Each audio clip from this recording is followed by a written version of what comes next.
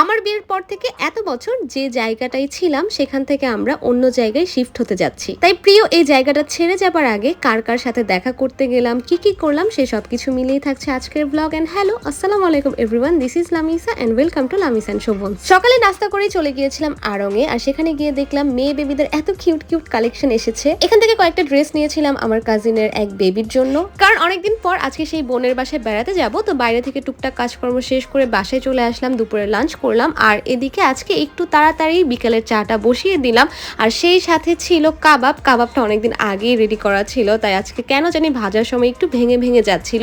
হয়তো বা ডিম দিয়ে কোট করে ভাজলে আর এরকম ঝামেলাটা হতো না। আর এদিকে আমার ছেলের জন্য আমি একটা আম কেটে নিয়েছিলাম, এটাই ওর বিকেলের নাস্তা। তো যাই হোক, আজকে আমি, রুষামণি, সেই সাথে আমার ছেলে, আমরা তিনজনই যেহেতু বেড়াতে যাচ্ছি তাই একটা উবার কল করে নিলাম। গাড়িতে বসে দুই বাচ্চাকে নিয়ে আমি ছিলাম মহা বিপদে। এদিকে আমার মেঝো বোন নাবিলাও কিন্তু চলে এসেছিল। ছেলে হবার পর মায়ের বাসা ছাড়া আমার তেমন ভাবে কোথাও যাওয়াই হয়নি। আর আফরিন আপুর বাসায় আমি সম্ভবত 1 থেকে 1.5 বছর পর আসলাম, কারণ আফরিন আপুর বাচ্চাগুলাকে, বেবিগুলাকে আমি ভীষণ মিস করছিলাম। আর এখন যেহেতু আমি আমাদের বাসা চেঞ্জ করছি, আমরা মিরপুর থেকে অন্য জায়গায় শিফট হচ্ছি, তাই চিন্তা করলাম দূরে যাওয়ার আগে ক্লোজ আত্মীয় স্বজন সবার সাথে একটু দেখা করে যাই। আর তোমরা সবাই কিউট বেবিগুলাকে দেখে কিন্তু অবশ্যই মাশাআল্লাহ বলে দিও। এখানে আমি আমার ইনায়েত পাখিকে একটু আদর করে দিচ্ছিলাম। আর আমার ছেলে আরিশের কথা কি বলবো, সত্যি কথা বলতে আরিশ আপুর বেবিদেরকে পেয়ে, সেই সাথে এত বড় খোলামেলা জায়গা পেয়ে ভীষণ এনজয় করছিল, তাই আমি আর ওকে ডিস্টার্ব করিনি। বাচ্চারা ওদের মতো খেলাধুলা করেই যাচ্ছিল। আর এরই মধ্যে কিন্তু আমরা স্ন্যাক আর ডিনারটাও সেরে নিয়েছিলাম, তবে তেমন কোনো কিছুর ভিডিও আমি নেইনি। প্রথমে আমি আর নাবিলা রাতে থেকে যাবার প্ল্যান করেছিলাম, তবে এখন যেহেতু আমার নিজেরই ছোট বেবি আছে, তাই চাইলেই সবসময় সবকিছু সম্ভব হয়ে ওঠে না। তবে ওদের সবাইকে দেখে আমি কিন্তু খুবই ইমোশনাল হয়ে গিয়েছিলাম। কালকে চলে যেও, আজকে থেকে যাও।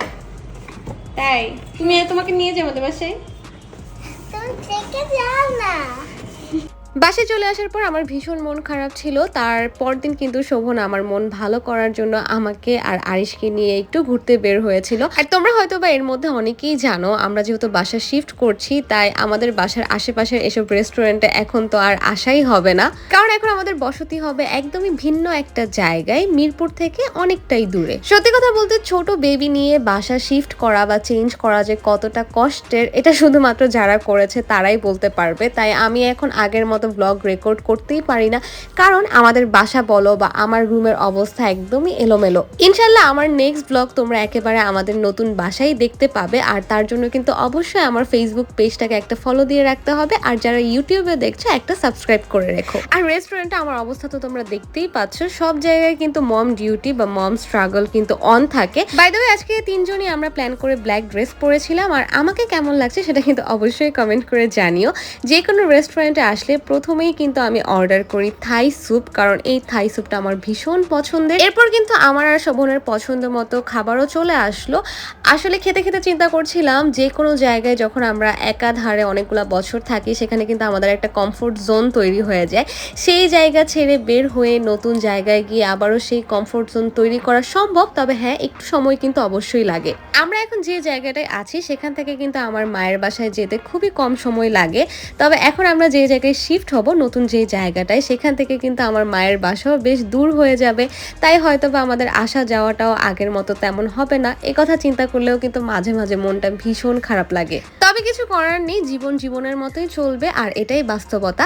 তবে হ্যাঁ, নতুন বাসা নিয়ে কিন্তু আমি ভীষণ এক্সাইটেড। কিভাবে সাজাবো, কি করব না করব, সবকিছুই কিন্তু তোমাদের সাথে এক এক করে ব্লগে শেয়ার করতে থাকবো। আর তোমরা আমাদের জন্য দোয়া করো নতুন জায়গায় গিয়ে যাতে সবকিছু সুন্দরভাবে গুছিয়ে মানিয়ে নিতে পারি। সো আজকের মতো ব্লগটা এই পর্যন্তই। Thanks for watching. কেমন লেগেছে জানিও। টাটা, বাই বাই, আল্লাহ হাফেজ।